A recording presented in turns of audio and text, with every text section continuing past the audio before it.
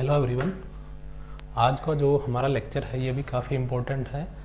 इस लेक्चर में स्टूडेंट हम वेक्टर्स की कुछ प्रॉपर्टीज़ और वेक्टर का सम यानी एडिशन, डिफरेंस और दो वेक्टर के most important law, triangle law of vector addition and parallelogram law of vector addition, इसी लेक्चर में डिस्कस करेंगे। तो स्टूडेंट सबसे पहले मैंने क्या किया है, देखिए एक मैंने वेक्टर लिया है यहाँ पर, और ये वेक्टर जो है वो ए बी वेक्टर है, यानी स्टूडेंट इसकी डायरेक्शन ए से बी की तरफ है।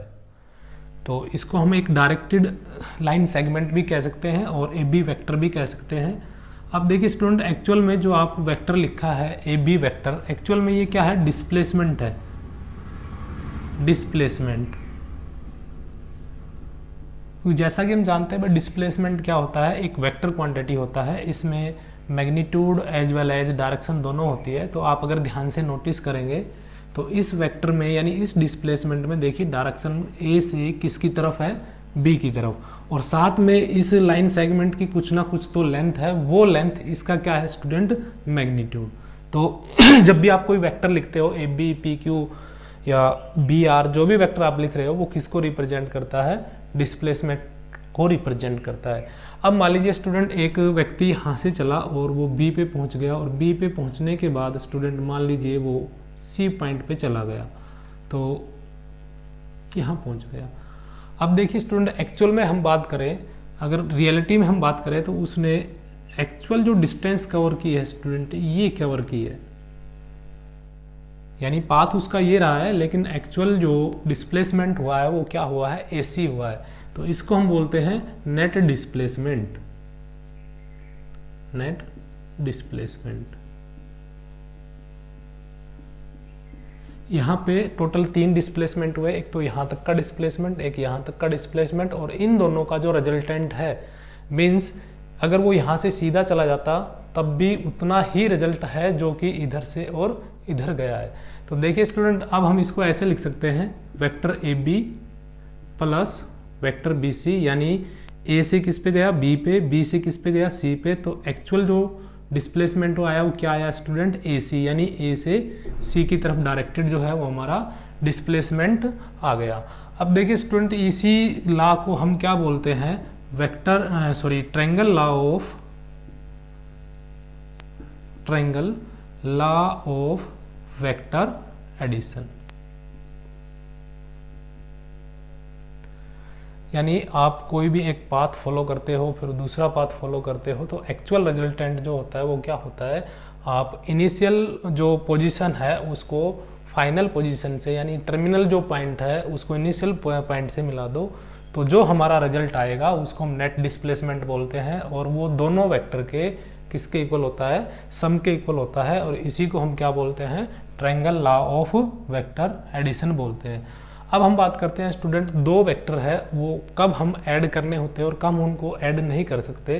तो देखिए स्टूडेंट, जब भी हम कोई वेक्टर लेते हैं, तो जैसा कि हम प्रीवियस लेक्चर्स में डिस्कस कर चुके हैं, ये जो पार्ट है इस पार्ट को हम टर्मिनल पॉइंट बोलते हैं, यानी जहां पर वेक्टर का एंड पॉइंट होता है उसको हम क्या बोलते हैं, टर्मिनल पॉइंट बोलते हैं, और जहां से वेक्टर शुरू हुआ है उसको हम क्या बोलते हैं, इनिशियल पॉइंट बोलते हैं।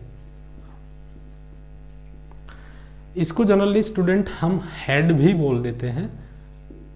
ये हेड है, जो एरो लगी हुई है इसको हम हेड बोल देते हैं, और इसको हम क्या बोल देते हैं, टेल बोल देते हैं। तो जब भी हम दो वेक्टर को ऐड करेंगे तो ये बात ध्यान रखना, एडिशन के लिए हेड टू टेल, यानी एडिशन तभी होगा जब एक वेक्टर का हेड और दूसरे का टेल, या आप ये भी कह सकते हो एक का टर्मिनल पॉइंट, टर्मिनल प्लस दूसरे का इनिशियल पॉइंट, अगर कोइंसाइड करते हैं तो ही हम कहेंगे कि वो वेक्टर ऐड हो सकते हैं, अदरवाइज वो वेक्टर ऐड नहीं हो सकते। जैसा कि स्टूडेंट मैंने यहाँ triangle law of vector addition में किया है, इस वेक्टर ए बी में स्टूडेंट देखिए, ए बी जो वेक्टर है इसमें मैंने बी सी वेक्टर को ऐड किया और रिजल्टेंट हमें मिला है ए सी। तो देखिए ए बी वेक्टर जो है यहाँ पे इसकी हेड है, यानी इसका टर्मिनल पॉइंट है, और BC जो एक वेक्टर है स्टूडेंट वो यहाँ से स्टार्ट हो रहा है, यानी ये इसका इनिशियल पॉइंट है और ये दोनों क्या कर रहे हैं, कोइंसाइड कर रहे हैं, तभी ये जो है AB में BC वेक्टर ऐड हुआ है।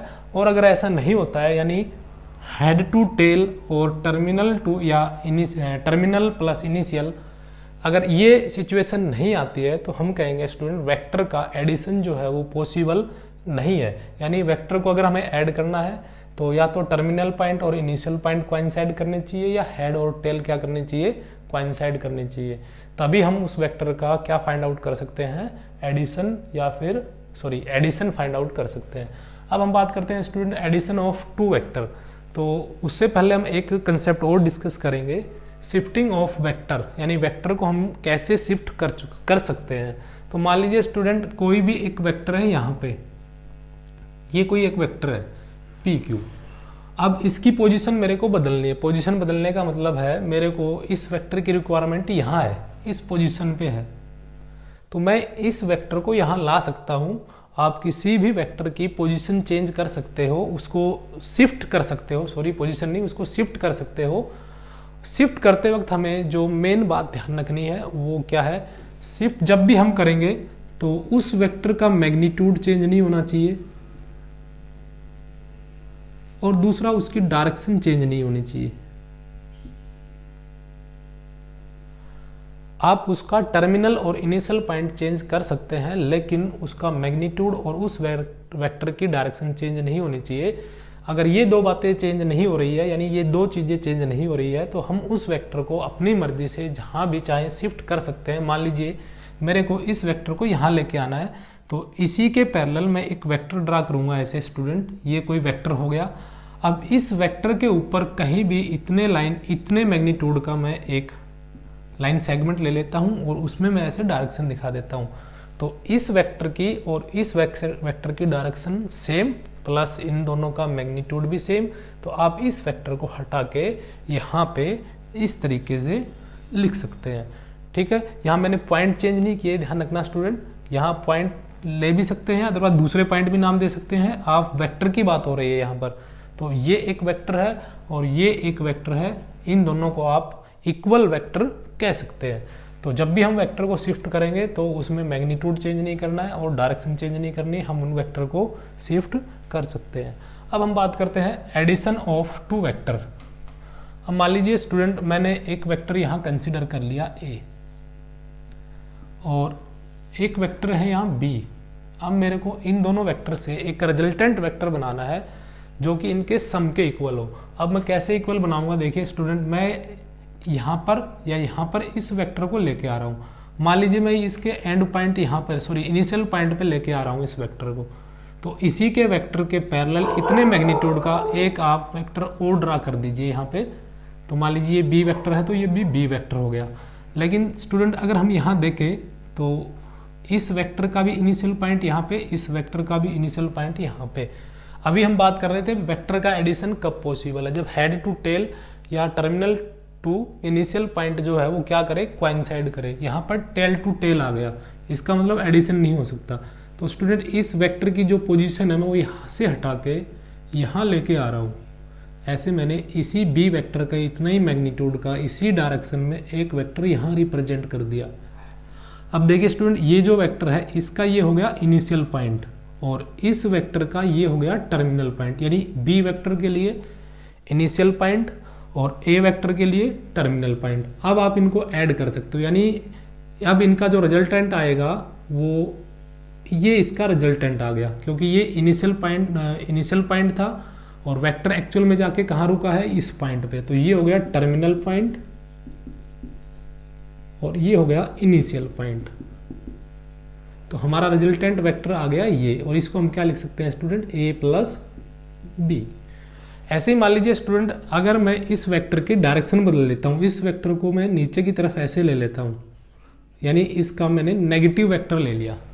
ठीक है, अगर आपको इसी डायरेक्शन में रखना होता तो पॉजिटिव आता, आपने डायरेक्शन बदल दिया, ये ऊपर की तरफ था, ये नीचे की तरफ है इसकी डायरेक्शन, तो डायरेक्शन अपोजिट हो गई, तो आप माइनस साइन यूज करें। यानी जब भी किसी वेक्टर की डायरेक्शन अपोजिट करनी है तो आप उसका साइन चेंज कर दें। तो ये मैंने B वेक्टर -B वेक्टर ले लिया। अब देखिए स्टूडेंट, ये जो वेक्टर है मैंने इसको यहाँ ज्वाइन कर दिया इसके इनिशियल पॉइंट से।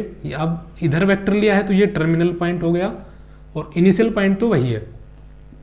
अब हम बात करते हैं स्टूडेंट, देखिए ये वेक्टर और ये वेक्टर, ये दोनों वेक्टर जो है इनमें इस वेक्टर की हेड और इस वेक्टर की टेल दोनों कोइंसाइड कर रहे हैं। यानी आप इसको ये भी कह सकते हैं कि ये ऑर्डर में है। ऑर्डर का मतलब है यहाँ पर हेड टू टेल या टेल टू हेड। तो जब भी हम ऑर्डर की बात करेंगे तो हेड टू टेल या टेल टू हेड का पॉइंट का कोइंसिडेंट होगा। तो हम ये कह रहे हैं कि ये पॉइंट कोइंसाइड कर गए, तो ये वेक्टर और प्लस ये वेक्टर, रिजल्टेंट हमारे पास क्या आएगा, ये वेक्टर। तो ये जो वेक्टर आएगा, अब ये क्या आएगा स्टूडेंट, देखिए ये वेक्टर हमारे पास ए और प्लस, अब ये वेक्टर जो है हमें प्लस करना है लेकिन ये नेगेटिव वेक्टर, तो मैं यहाँ लिख दूंगा माइनस बी वेक्टर। और मान लीजिए इस वेक्टर को मैंने आर से रिप्रेजेंट कर दिया, तो रिजल्टेंट वेक्टर आ गया R is equal to plus minus क्या हो जाएगा, vector A minus vector B. तो ऐसे स्टूडेंट दो वेक्टर का डिफरेंस हम फाइंड आउट कर सकते हैं। ये यहाँ पर हमने फाइंड आउट किया सम और यहाँ हमने फाइंड आउट किया डिफरेंस। अब हम बात करेंगे स्टूडेंट, मान लीजिए किसी भी ट्रायंगल में तीनों साइड जो है वो ऑर्डर में हो जाए। ऑर्डर में होने का मतलब है इस तरीके से, यहाँ से आपने स्टार्टिंग की, यहाँ इसकी टेल आई, फिर उसके बाद जो दूसरा वेक्टर हमने लिया उसका इनिशियल पॉइंट बन गया, ये इसका टर्मिनल पॉइंट, और इधर से स्टूडेंट वापस हम इसी डायरेक्शन में जहाँ से हम चले थे उसी डायरेक्शन में आ गए। यानी इस तरीके से आप कह सकते हो, यहाँ से इधर गए और वापस यहाँ आ गए। यानी इनिशियल पॉइंट से हम चले और इनिशियल पॉइंट पे हम आ गए, तो एक ट्रायंगल बन रही है। इस ट्रायंगल में इस वेक्टर को ए से, इसको बी से और इसको सी से, तो आप इसको लिख सकते हो वेक्टर ए प्लस बी। ये एडिशन पॉसिबल है क्योंकि इस वेक्टर की टेल और इस वेक्टर का इनिशियल पॉइंट कोइंसाइड कर रहे हैं। आगे चलते हैं, प्लस करना हमने इसमें, इस वेक्टर का टेल यहाँ हो गया और इस वेक्टर की देखिए इस डायरेक्शन में है, तो ये क्या हो गई इसकी टेल और इस वेक्टर की क्या हो गई हेड। तो इस वेक्टर का हेड और इस वेक्टर का टेल भी यहाँ कोइंसाइड कर रहा है, तो आप इसको भी ऐड कर सकते हैं।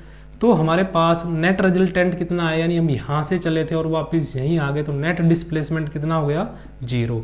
यानी vector A plus vector B plus vector C is equal to vector 0। तो अगर हम किसी ट्रायंगल की साइड को ऑर्डर में लेके ऐड करेंगे तो उनका रिजल्टेंट कितना आएगा, 0 आएगा। इसके बाद हम बात करते हैं student parallelogram law of vector addition. तो इसमें देखिए स्टूडेंट, मैं क्या कर रहा हूँ, एक मान लीजिए कोई रिवर है, एक रिवर को मैंने यहाँ कंसिडर कर लिया इस तरीके से,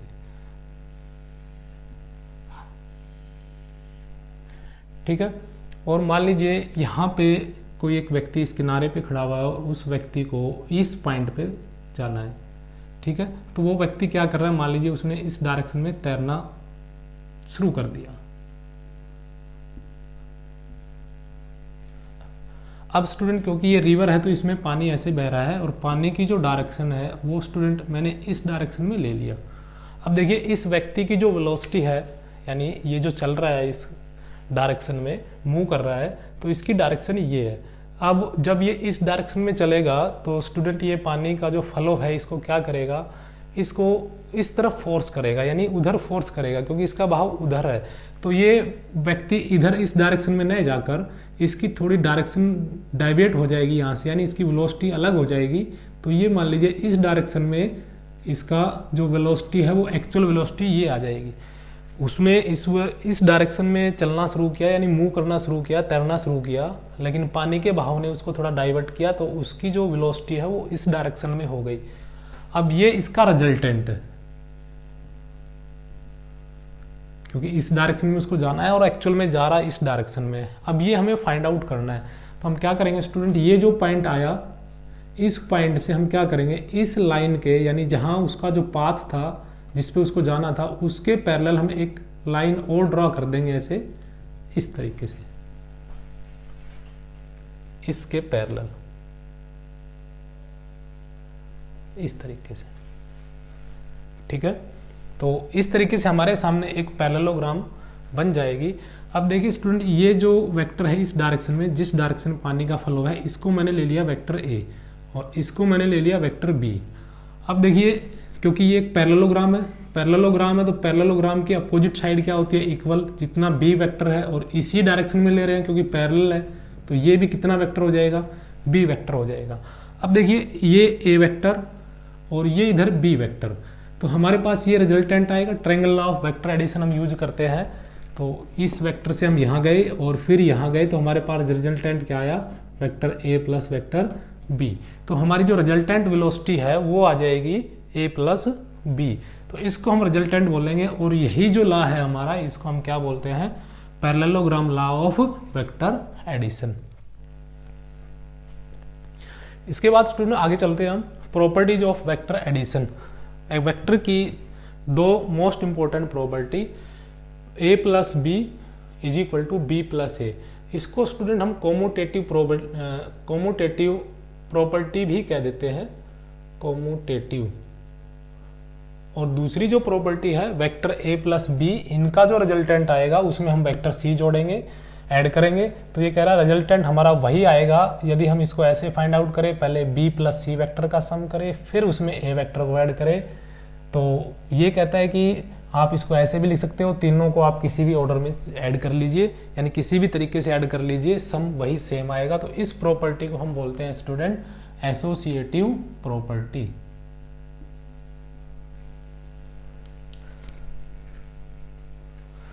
तो देखिए सबसे पहली प्रॉपर्टी की हम बात करते हैं, कोमुटेटिव प्रॉपर्टी। ये मेरे को प्रूव करनी है, कोमुटेटिव।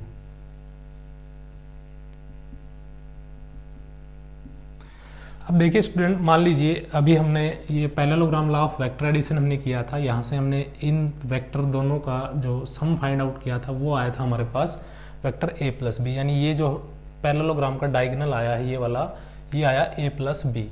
तो अगर इस ट्रायंगल में मैं नाम रख देता हूँ पी ओ ए, तो in triangle P O A, तो हमारे पास vector A plus vector B is equal to इन दोनों का जो सम है वो हमारे पास क्या आया है, diagonal P A, diagonal P A जो है, ठीक है। यानी वेक्टर पी ए जो डायगोनल है वो एक्चुअल में पी ए वेक्टर को रिप्रेजेंट कर रहा है।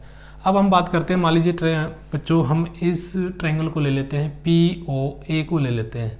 अभी हमने क्या किया है, पी ओ ए लिया है और इस पॉइंट को मैंने नाम दे दिया स्टूडेंट क्यू, तो ये हो जाएगा P Q A.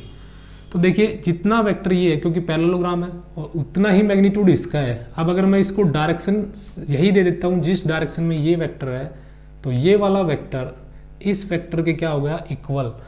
Bye the definition of equality of two vector, एक तो उनका मैग्नीट्यूड इक्वल होना चाहिए और दूसरा उनकी डायरेक्शन सेम होनी चाहिए। अब पैरेललोग्राम है तो डायरेक्शन तो मैग्नीट्यूड तो सेम हो ही गया और डायरेक्शन भी हमने क्या कर दी है, सेम कर दी है। तो जितना ये वेक्टर है उतना ही ये वेक्टर है। तो देखिए स्टूडेंट, अब यहाँ से मान लीजिए इनिशियल पॉइंट से हम चले, पहले कौन आया, बी वेक्टर, उसके बाद इस बी वेक्टर का हेड और इस ए वेक्टर के किससे कोइंसाइड किया, टेल से, क्योंकि ये वेक्टर इस डायरेक्शन में है तो इस डायरेक्शन की टेल कह दीजिए या इनिशियल पॉइंट कह दीजिए। इसका हेड, इस वेक्टर का हेड इस वेक्टर के टेल से कोइंसाइड कर गया, तो आप इन दोनों को ऐड कर सकते हो। तो इनका रिजल्टेंट क्या आएगा, आप यहाँ से इधर गए फिर यहाँ गए, यानी रिजल्टेंट वही है पी ए। आप यहाँ से डायरेक्ट यहाँ जा सकते थे, यानी रिजल्ट वेक्टर पी ए। इसको आपने नाम दे दिया फर्स्ट, इसको आपने नाम दे दिया second. From first and second we get A plus vector B is equal to vector B plus vector A. तो इस तरीके से स्टूडेंट जो कोमोटेटिव प्रॉपर्टी है उसको वेक्टर एडिशन जो है वो क्या करता है, होल्ड करता है। यानी वेक्टर का जो एडिशन है वो कोमोटेटिव प्रॉपर्टी को होल्ड करता है, मींस वेक्टर का एडिशन कोमोटेटिव है। अब हम बात करेंगे एसोसिएटिव की। तो देखिए स्टूडेंट, इसमें हम क्या करते हैं, तीन वेक्टर हमें लेने हैं यहाँ पर, ए बी और सी। ये तो हो गया ए बी और सी। तो इस तरीके से मैंने एक इनिशियल पॉइंट लिया, हम यहाँ से इस वेक्टर पे गए, इस वेक्टर को नाम दिया ए, फिर इधर बी वेक्टर पे यहाँ पहुँच गए और फिर उसके बाद ये हमारा टर्मिनल पॉइंट हो गया वेक्टर सी। अब देखिए हम क्या कर रहे हैं स्टूडेंट, पहले यहाँ से इधर गए, फिर इधर गए, फिर इधर गए। एक्चुअल में डिस्प्लेसमेंट कौन सा हुआ है, नेट डिस्प्लेसमेंट जो है वो ये है। ठीक है। तो एक्चुअल रिजल्ट तो स्टूडेंट हमारा ये आएगा वेक्टर ए प्लस, इस वेक्टर को मैंने डी नाम दे दिया, vector A plus vector B plus vector C, resultant हमारा क्या आ गया वेक्टर डी, इसको मैंने फर्स्ट नाम दे दिया। नाउ अब देखिए स्टूडेंट, मैं मान लीजिए इसको ज्वाइन कर देता हूँ, ए बी सी और इसको नाम दे दिया डी, तो मैंने बी को डी से ज्वाइन कर दिया। तो देखिए स्टूडेंट, सबसे पहले हम बात करेंगे, ये जो हमें ट्रायंगल दिखाई दे रहे हैं इसकी बात करेंगे। तो इससे हम vector triangle law of vector addition लगाए इस ट्रायंगल में। तो देखिए जो दो वेक्टर है जो ऑर्डर में है वो कौन कौन से हैं, एक तो B C vector in triangle B C D, vector B C, B से हम किस पे गए सी पे, और सी से फिर हम किस पे गए हैं डी पे, तो वेक्टर सी डी।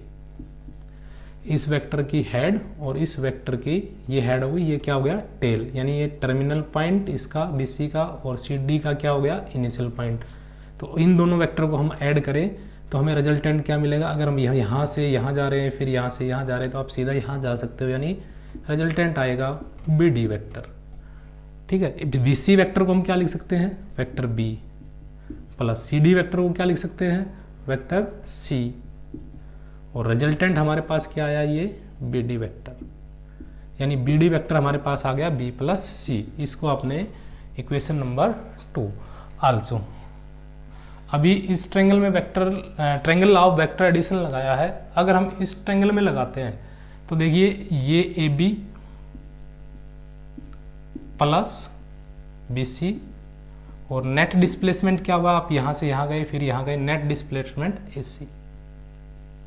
तो आप इसको क्या लिख सकते हैं, ए बी को वेक्टर ए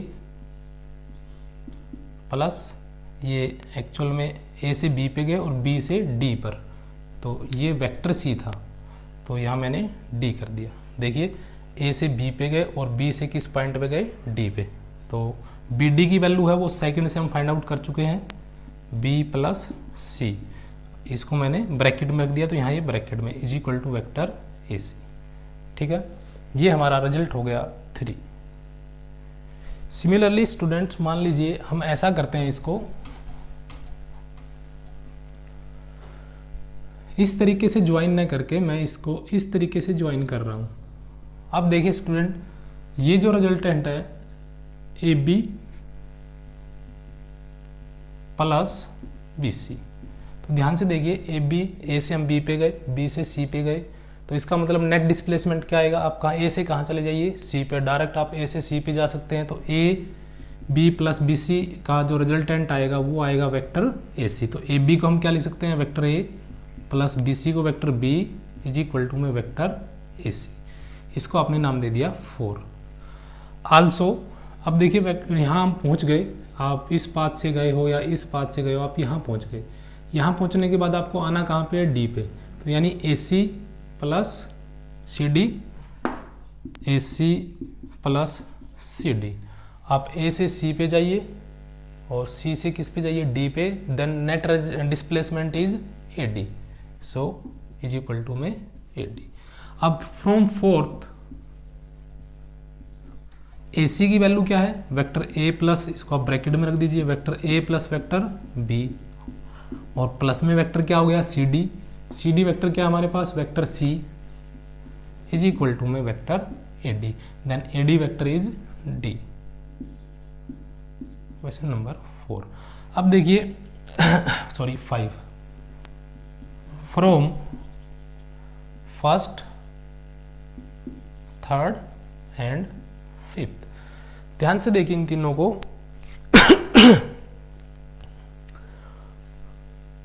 एसी जो वेक्टर है थर्ड में,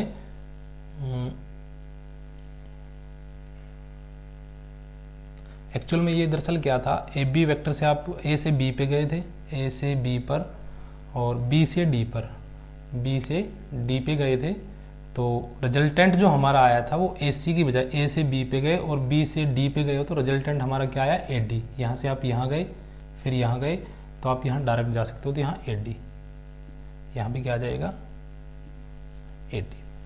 तो from first third and fifth, first third and fifth, तो ये भी एक्चुअल में ए डी डी वैक्टर ही है। तो तीनों इक्वेशन का राइट हैंड साइड डी है यानी इक्वल है, तो means R L H S यानी लेफ्ट हैंड साइड भी क्या होगा, इक्वल। यानी आप लिख सकते हो vector A plus vector B, पहले मैंने फिफ्थ इक्वेशन को लिखा is equal to fifth equation का लेफ्ट हैंड साइड, फिर मैंने ये लिखा vector A plus vector B plus C, और फिर first A plus B plus C. तो इस तरीके से स्टूडेंट जो एसोसिएटिव प्रॉपर्टी है वो वेरीफाई हो जाती है। मीन्स वेक्टर जो है वो एसोसिएटिव प्रॉपर्टी को होल्ड करता है, एसोसिएटिव प्रॉपर्टी जो है वो वेक्टर्स के लिए लागू होती है। तो इसको एक बार मैं फिर रिकैप कर देता हूँ स्टूडेंट। देखिए हमने क्या किया था, हमें हमारा जो टर्मिनल पॉइंट एक्चुअल में ये है, इनिशियल पॉइंट ये है, तो हमने क्या किया, सबसे पहले तो हम यहाँ से यहाँ गए, फिर यहाँ गए और फिर यहाँ गए, यानी vector A plus vector B plus vector C, और ये हमारा नेट डिस्प्लेसमेंट, क्योंकि एक्चुअल पोजीशन जो है हमारी इनिशियल ये थी, टर्मिनल ये है, तो एक्चुअल डिस्प्लेसमेंट डी। तो इन सभी के सम का जो रिजल्टेंट है वो हमारा कितना आया, डी। फिर उसके बाद हमने क्या किया student, B C D triangle को हमने लिया, बी सी और डी ये ट्रायंगल हमने सेलेक्ट की। तो देखिए यहाँ से चले इस ट्रायंगल में, बी पे पहुंचे, फिर सी पे, एक्चुअल में नेट डिस्प्लेसमेंट क्या हुआ इसमें, बी डी। तो हमने यही लिखा है B C plus C D, तो हमारा रिजल्टेंट क्या आ गया, बी डी, यानी B plus vector C is equal to vector B D. अब देखिए आप बी डी वेक्टर के थ्रू यहाँ पहुँच रहे हो, तो आप ऐसे भी जा सकते हो, A B plus B D और इज इक्वल टू में क्या आ जाएगा, ए डी, वही लिखा है। तो बी डी की जो वैल्यू है सेकेंड इक्वेशन से बी प्लस सी, वो मैंने यहाँ रख दी। ए बी जो वेक्टर है वो हमें गिवन है वेक्टर ए, तो हमारे पास ऐसे इक्वेशन नंबर 3 आ गई। सिमिलरली स्टूडेंट हमने क्या किया, एक हमने ट्रायंगल ली, दूसरी A B plus B C, A B plus B C हमने ट्रायंगल लिया यहाँ पर ए बी सी। तो ए बी सी में हमने क्या किया, हम पहले यहाँ गए फिर यहाँ गए, तो एक्चुअल डिस्प्लेसमेंट ये आया, तो रिजल्टेंट हो गया ए सी।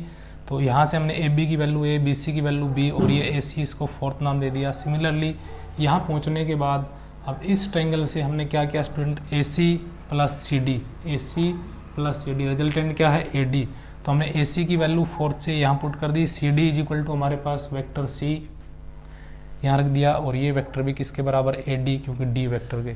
तो इस तरीके से हमें फर्स्ट, थर्ड और फिफ्थ इक्वेशन से हमें क्या मिल गया, जो हमारा एसोसिएटिव लॉ है वेक्टर का वो यहाँ पे वेरीफाई हो गया। यानी एसोसिएटिव जो लॉ है वो वेक्टर्स में लागू होता है, वेक्टर्स में एसोसिएटिव लॉ होल्ड करता है।